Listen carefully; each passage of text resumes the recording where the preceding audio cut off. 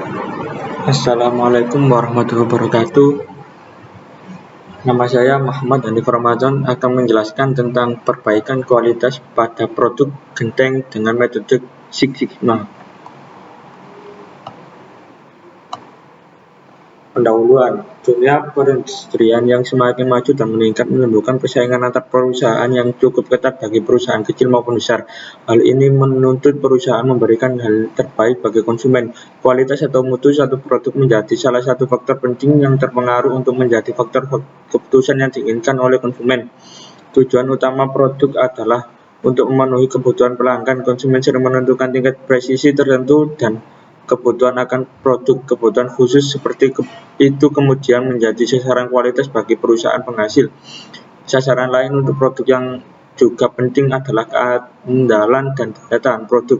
Kegagalan produk akan dapat berdampak serius pada profitabilitas perusahaan. Melalui biaya langsung dan biaya tidak langsung, pengendalian kualitas secara terus-menerus menjadi salah satu cara untuk mengurangi kegagalan dalam proses produksi, sehingga dapat menekan produk rusak yang juga digunakan untuk melihat adanya kesalahan dalam proses produksi. Secara umum, konsep dasar mengenai kualitas perusahaan sesuai dengan karakteristik produk yang diinginkan konsumen.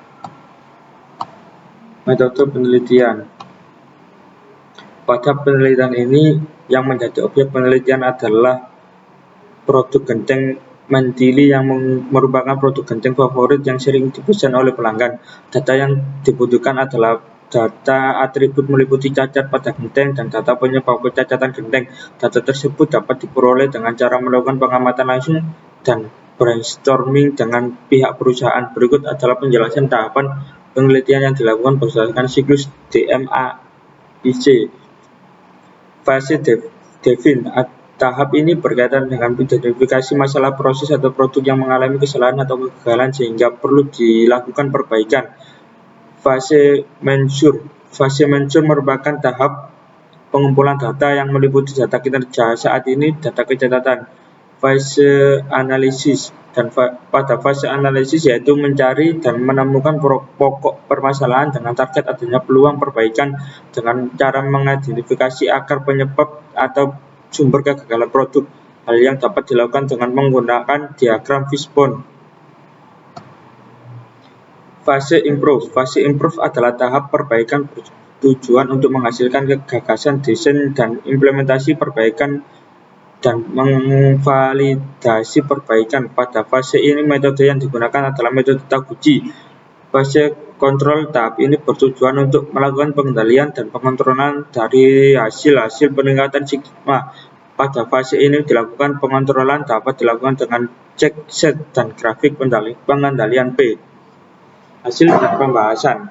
IKM Inti Jaya memproduksi produk genteng Mentili sekitar 600-800 buah genteng per produksi dengan angka kecacatan sekitar 70-120 produk cacat per produksi. Dengan adanya permasalahan tersebut, maka dibutuhkan perbaikan proses untuk mengurangi jumlah cacat yang dihasilkan pada proses produksi.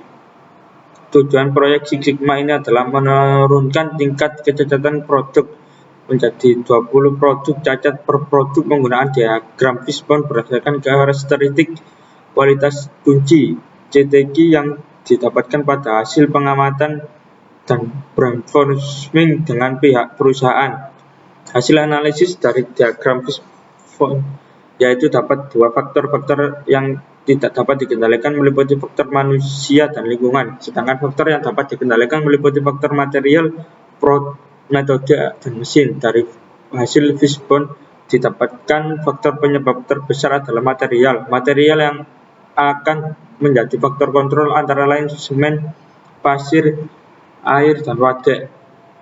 Adanya produk cacat pada genteng Mentili sehingga diperlukan cara untuk mengetahui faktor terkontrol yang dapat dipengaruhi kualitas produk dan bagaimana kombinasi setting level optimal sehingga dapat meminimasi tingkat kecacatan produk. Pemilihan faktor kontrol dan faktor noise yang dilihat dari faktor-faktor pada variabel bebas. Untuk faktor noise yaitu faktor manusia dan lingkungan. Sedangkan faktor kontrol yaitu faktor material, metode, dan mesin.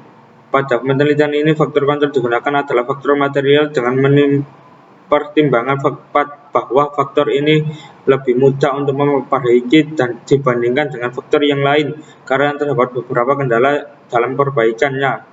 Faktor kontrol pada faktor material meliputi rasio tanah, wadek, air, dan pasir. Kesimpulan, metode Six Sigma yang diaplikasikan pada IKM Inti Jaya telah mendapatkan hasil penurunan nilai DPMO dari 29.311 menjadi 8.974,35 dan mengalami kenaikan nilai sigma level dari 3,39 menjadi 3,99 sigma.